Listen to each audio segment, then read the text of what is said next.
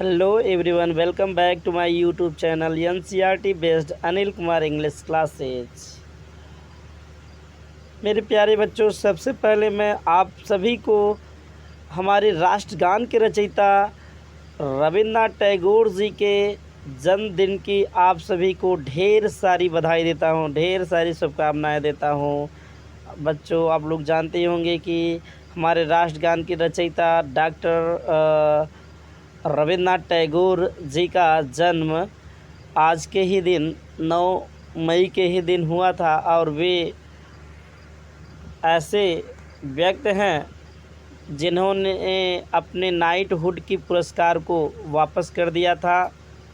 जो उन्हें नाइटहुड का पुरस्कार प्राप्त हुआ था, उपाधि प्राप्त हुआ था, उस उपाधि को उन्होंने वापस कर दिया था जब जलियांवाला बाग हत्याकांड हुआ था।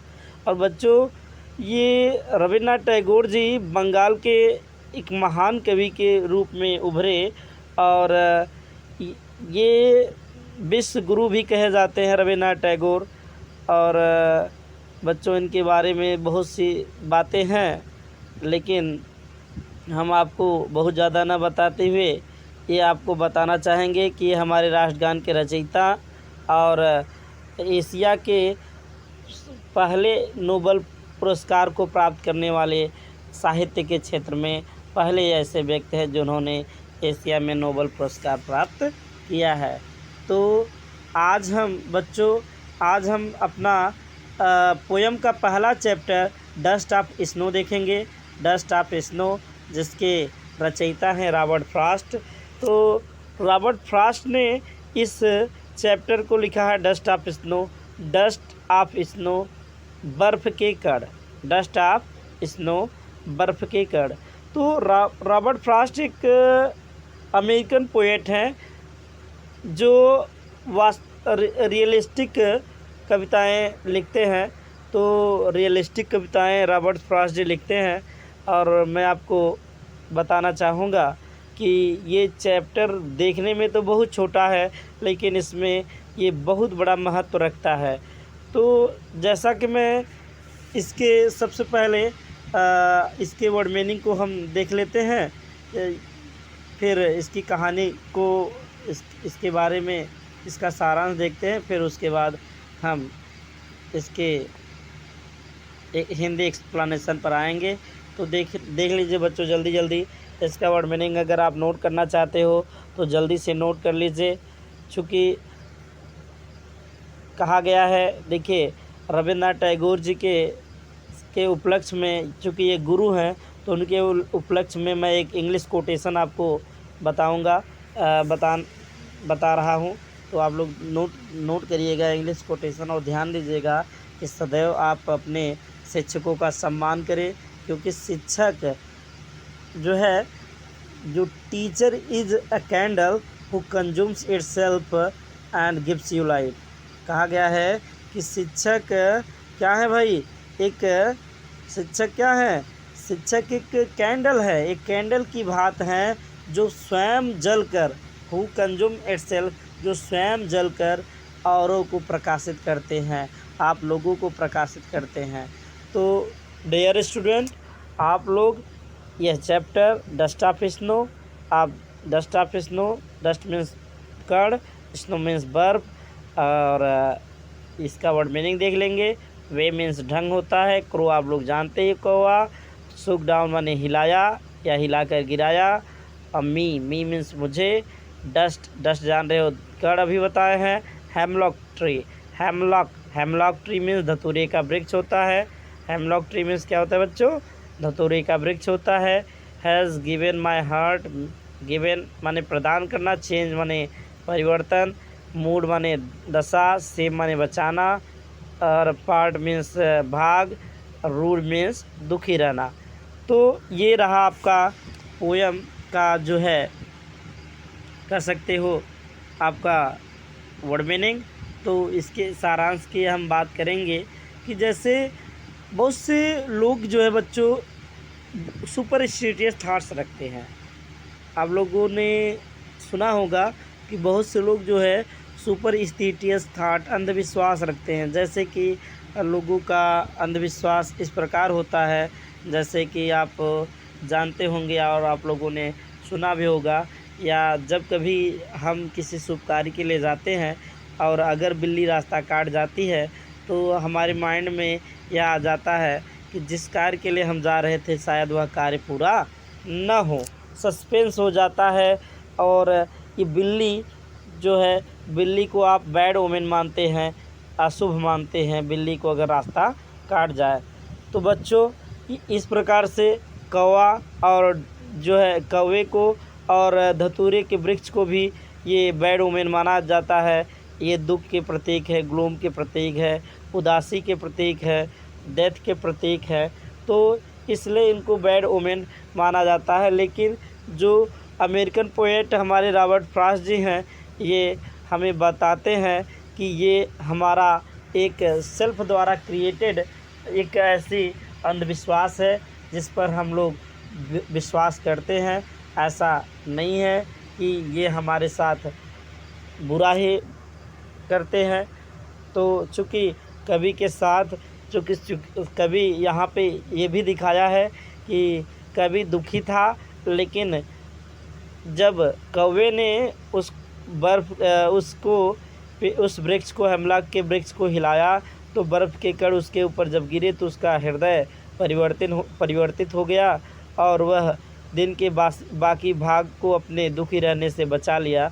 तो ये छोटी चीज़ें उनके दिन को, रॉबर्ट फ्रॉस्ट जी के दिन को बचा लेता है। तो यहाँ ये बताना चाहते हैं कि छोटी छोटी चीज़ें अपने आप में विशेष महत्व रखती है। तो आइए अब हम इस कविता का लाइन बाय लाइन समरी देखेंगे, line by line Hindi explanation देखेंगे। तो आइए, डस्ट ऑफ स्नो, बर्फ़ के कण। तो ध्यान देंगे बच्चों, फर्स्ट लाइन, आप प्रथम लाइन ध्यान देंगे। The way a crew shook down on me, the way a crow shook down on me, the dust of snow from a hemlock tree। कवि क्या कह रहा है? The way a crow shook down on me, कौवे धतूरे के वृक्ष पर बैठे हुए कौवे ने कहा, धतूरे के वृक्ष पर बैठे हुए कौवे ने दबे इस प्रकार शुक डाउन, इस प्रकार उस वृक्ष को हिलाया।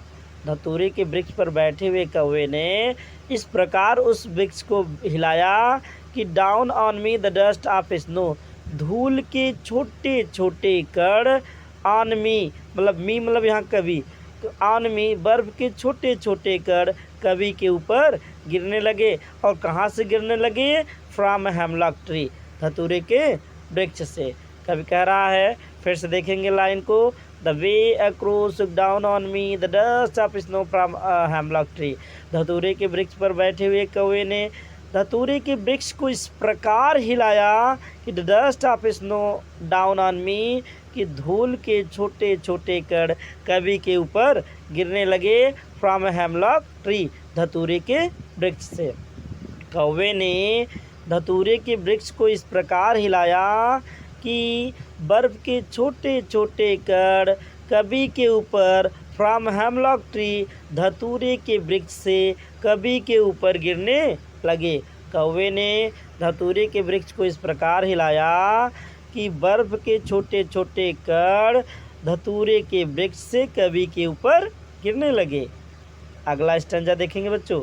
Has given my heart a change of mood, has given my heart a change of mood, जिसने मेरे हृदय को परिवर्तित कर दिया, जिसने मेरे हृदय के मूड मनोदशा को, जिसने मेरे हृदय के मनोदशा को, मूड मीन्स मनोदशा, has given my heart change of mood, जिसने मेरे हृदय की मनोदशा को परिवर्तित कर दिया, जिसने मेरे हृदय के मनोदशा को परिवर्तित कर दिया। क्या परिवर्तित कर दिया? बर्फ़ के कण मेरे हृदय की मनोदशा को क्या किया? परिवर्तित कर दिया। And saved some part of day I had rued, और मेरे दिन के शेष भाग को दुखी रहने से बचा लिया। सेव्ड बचा लिया। Saved some part of day, दिन के कुछ भाग को बचा लिया है रूड, मेरे दुखी रहने से। मतलब मेरे दिन के दुखी रहने के कुछ भाग को बचा लिया। मैं दिन के शेष भाग में दुखी रहता, लेकिन जब बर्फ़ के कण मेरे ऊपर पड़े, मेरे ऊपर मतलब कवि के ऊपर जब पड़े, तो उसका शेष भाग दुखी रहने से बच गया। शेष भाग उसका दुखी रहने से बच गया। तो इस प्रकार ये आपका पहला poem the dust of snow है। आप लोग इसे देख लीजिए, और जो भी बच्चे इस पे नए हो इस वीडियो पर, इस वीडियो को सब्सक्राइब कर ले, इस चैनल को सब्सक्राइब कर ले, और साथ ही साथ बेल आइकन को भी दबा ले, जिससे कि जब को भी मैं कोई वीडियो अपलोड करूं तो उसका नोटिफिकेशन सबसे पहले आपके पास पहुंचे। और आप लोगों का दिन शुभ हो। आप सभी को एक बार फिर से हमारे राष्ट्रगान के रचयिता रविन्द्रनाथ टैगोर जी के जन्मदिन की ढेर सारी शुभकामनाएं देते हुए मैं एक बार फिर से आप लोगों को धन्यवाद देता हूँ। चैनल को सब्सक्राइब करने के लिए और शेयर करने के लिए। आप इसी प्रकार NCERT based Anil Kumar English channel को सब्सक्राइब करें, और इस वीडियो को शेयर करना ना भूलें। धन्यवाद बच्चों। Good night, sweet dream. Thank you for watching the video बच्चों। Thank you. Hello everyone, welcome back to my YouTube channel NCERT based Anil Kumar English classes. मेरे प्यारे बच्चों, सबसे पहले मैं आप सभी को हमारे राष्ट्रगान के रचयिता रविन्द्रनाथ टैगोर जी के जन्मदिन की आप सभी को ढेर सारी बधाई देता हूँ, ढेर सारी शुभकामनाएं देता हूँ। बच्चों, आप लोग जानते ही होंगे कि हमारे राष्ट्रगान की रचयिता डॉक्टर रविन्द्रनाथ टैगोर जी का जन्म आज के ही दिन 9 मई के ही दिन हुआ था, और वे ऐसे व्यक्ति हैं जिन्होंने अपने नाइटहुड की पुरस्कार को वापस कर दिया था। जो उन्हें नाइटहुड का पुरस्कार प्राप्त हुआ था, उपाधि प्राप्त हुआ था, उस उपाधि को उन्होंने वापस कर दिया था जब जलियांवाला बाग हत्याकांड हुआ था। और बच्चों, ये रविन्द्रनाथ टैगोर जी बंगाल के एक महान कवि के रूप में उभरे, और ये विश्व गुरु भी कहे जाते हैं रविन्द्रनाथ टैगोर। और बच्चों, इनके बारे में बहुत सी बातें हैं, लेकिन हम आपको बहुत ज़्यादा न बताते हुए ये आपको बताना चाहेंगे कि हमारे राष्ट्रगान के रचयिता और एशिया के पहले नोबेल पुरस्कार को प्राप्त करने वाले साहित्य के क्षेत्र में पहले ऐसे व्यक्ति हैं जिन्होंने एशिया में नोबेल पुरस्कार प्राप्त किया है। तो आज हम अपना पोयम का पहला चैप्टर डस्ट ऑफ स्नो देखेंगे। डस्ट ऑफ स्नो, जिसके रचयिता हैं रॉबर्ट फ्रॉस्ट। तो रॉबर्ट फ्रॉस्ट ने इस चैप्टर को लिखा है dust of snow. Dust of snow, बर्फ़ के कण। डस्ट ऑफ स्नो, बर्फ़ के कण। तो रॉबर्ट फ्रॉस्ट एक अमेरिकन पोएट हैं जो रियलिस्टिक कविताएं लिखते हैं। तो रियलिस्टिक कविताएं रॉबर्ट फ्रॉस्ट जी लिखते हैं, और मैं आपको बताना चाहूँगा कि ये चैप्टर देखने में तो बहुत छोटा है, लेकिन इसमें ये बहुत बड़ा महत्व रखता है। तो जैसा कि मैं इसके सबसे पहले इसके वर्ड मीनिंग को हम देख लेते हैं, फिर इसकी कहानी को इसके बारे में इसका सारांश देखते हैं, फिर उसके बाद हम इसके एक हिंदी एक्सप्लेनेशन पर आएंगे। तो देख लीजिए बच्चों, जल्दी इसका वर्ड मीनिंग अगर आप नोट करना चाहते हो तो जल्दी से नोट कर लीजिए। चूँकि कहा गया है, देखिए रविन्द्रनाथ टैगोर जी के उपलक्ष्य में, चूँकि ये गुरु हैं, तो उनके उपलक्ष्य में मैं एक इंग्लिश कोटेशन आपको बता रहा हूँ।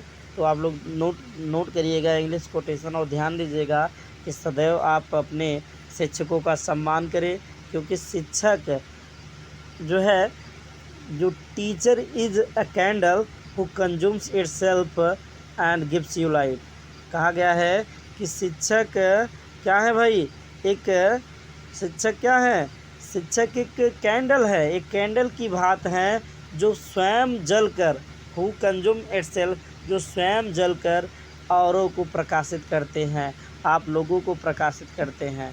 तो डियर स्टूडेंट, आप लोग यह चैप्टर डस्ट ऑफ स्नो, आप dust of snow, dust means कण, स्नो मीन्स बर्फ, और इसका वर्ड मीनिंग देख लेंगे।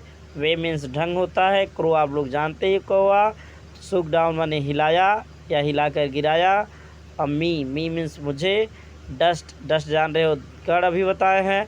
Hemlock tree, hemlock tree means धतूरे का वृक्ष होता है। हेमलॉक ट्री मीन्स क्या होता है बच्चों, धतूरे का वृक्ष होता है। Has given my heart, given माने प्रदान करना, चेंज माने परिवर्तन, मूड माने दशा, सेम माने बचाना, और पार्ट मीन्स भाग, रूड मीन्स दुखी रहना। तो ये रहा आपका पोयम का जो है कह सकते हो आपका वर्ड मीनिंग। तो इसके सारांश की हम बात करेंगे कि जैसे बहुत से लोग जो है बच्चों सुपरस्टिशियस थॉट्स रखते हैं। आप लोगों ने सुना होगा कि बहुत से लोग जो है सुपरस्टिशियस थॉट, अंधविश्वास रखते हैं। जैसे कि लोगों का अंधविश्वास इस प्रकार होता है, जैसे कि आप जानते होंगे और आप लोगों ने सुना भी होगा, या जब कभी हम किसी शुभ कार्य के लिए जाते हैं और अगर बिल्ली रास्ता काट जाती है तो हमारे माइंड में यह आ जाता है कि जिस कार्य के लिए हम जा रहे थे शायद वह कार्य पूरा न हो, सस्पेंस हो जाता है। और ये बिल्ली जो है, बिल्ली को आप बैड ओमेन मानते हैं, अशुभ मानते हैं बिल्ली को अगर रास्ता काट जाए। तो बच्चों इस प्रकार से कौवा और जो है कौवे को और धतूरे के वृक्ष को भी ये बैड ओमेन माना जाता है। ये दुख के प्रतीक है, ग्लूम के प्रतीक है, उदासी के प्रतीक है, डेथ के प्रतीक है। तो इसलिए इनको बैड ओमेन माना जाता है। लेकिन जो अमेरिकन पोएट हमारे रॉबर्ट फ्रॉस्ट जी हैं, ये हमें बताते हैं कि ये हमारा एक सेल्फ द्वारा क्रिएटेड एक ऐसी अंधविश्वास है जिस पर हम लोग विश्वास करते हैं। ऐसा नहीं है कि ये हमारे साथ बुरा ही करते हैं। तो चूँकि कवि के साथ कवि यहाँ पे ये भी दिखाया है कि कवि दुखी था, लेकिन जब कौवे ने उस वृक्ष को, हेमलॉक के वृक्ष को हिलाया तो बर्फ़ के कण उसके ऊपर जब गिरे तो उसका हृदय परिवर्तित हो गया और वह दिन के बाकी भाग को अपने दुखी रहने से बचा लिया। तो ये छोटी चीज़ें उनके दिन को, रॉबर्ट फ्रॉस्ट जी के दिन को बचा लेता है। तो यहाँ ये बताना चाहते हैं कि छोटी छोटी चीज़ें अपने आप में विशेष महत्व रखती है। तो आइए अब हम इस कविता का लाइन बाय लाइन समरी देखेंगे, line by line Hindi explanation देखेंगे। तो आइए, डस्ट ऑफ स्नो, बर्फ़ के कण। तो ध्यान देंगे बच्चों, फर्स्ट लाइन, आप प्रथम लाइन ध्यान देंगे। The way a crow shook down on me, the way a crow shook down on me, the dust of snow from a hemlock tree. कवि क्या कह रहा है, the way a crow shook down on me. कौवे, धतूरे के वृक्ष पर बैठे हुए कौवे ने, कहा धतूरे के वृक्ष पर बैठे हुए कौवे ने दबे इस प्रकार सुक डाउन, इस प्रकार उस वृक्ष को हिलाया। धतूरे के वृक्ष पर बैठे हुए कौवे ने इस प्रकार उस वृक्ष को हिलाया कि down on me the dust of snow, धूल के छोटे छोटे कण, ऑन मी मतलब यहाँ कवि, तो ऑन मी बर्फ के छोटे छोटे कण कवि के ऊपर गिरने लगे। और कहाँ से गिरने लगे, फ्रॉम हेमलॉक ट्री, धतूरे के वृक्ष से। कवि कह रहा है, फिर से देखेंगे लाइन को, the way a crow shook down on me the dust of snow from hemlock tree. धतूरे के वृक्ष पर बैठे हुए कौवे ने धतूरे के वृक्ष को इस प्रकार हिलाया कि the dust of snow down on मी, कि धूल के छोटे छोटे कण कवि के ऊपर गिरने लगे। फ्रॉम हेमलॉक ट्री, धतूरे के वृक्ष से। कौवे ने धतूरे के वृक्ष को इस प्रकार हिलाया कि बर्फ के छोटे छोटे कण कवि के ऊपर, फ्रॉम हेमलॉक ट्री, धतूरे के वृक्ष से कवि के ऊपर गिरने लगे। कौवे ने धतूरे के वृक्ष को इस प्रकार हिलाया कि बर्फ के छोटे छोटे कण धतूरे के वृक्ष से कवि के ऊपर गिरने लगे। अगला स्टैंजा देखेंगे बच्चों। Has given my heart a change of mood, has given my heart a change of mood, जिसने मेरे हृदय को परिवर्तित कर दिया, जिसने मेरे हृदय के मूड मनोदशा को, जिसने मेरे हृदय के मनोदशा को, मूड मीन्स मनोदशा, has given my heart change of mood, जिसने मेरे हृदय की मनोदशा को परिवर्तित कर दिया, जिसने मेरे हृदय के मनोदशा को परिवर्तित कर दिया। क्या परिवर्तित कर दिया? बर्फ़ के कण, बर्फ़ के कण मेरे हृदय की मनोदशा को क्या किया? परिवर्तित कर दिया। And saved some part of day I had rued, और मेरे दिन के शेष भाग को, और मेरे दिन के शेष भाग को दुखी रहने से बचा लिया। सेव्ड सिमरन बचा लिया। Saved some part of day, दिन के कुछ भाग को बचा लिया है रूड, मेरे दुखी रहने से, मतलब मेरे दिन के दुखी रहने के कुछ भाग को बचा लिया। मैं दिन के शेष भाग में दुखी रहता, लेकिन जब बर्फ़ के कण मेरे ऊपर पड़े, मेरे ऊपर मतलब कवि के ऊपर जब पड़े, तो उसका शेष भाग दुखी रहने से बच गया, शेष भाग उसका दुखी रहने से बच गया। तो इस प्रकार ये आपका पहला poem the dust of snow है।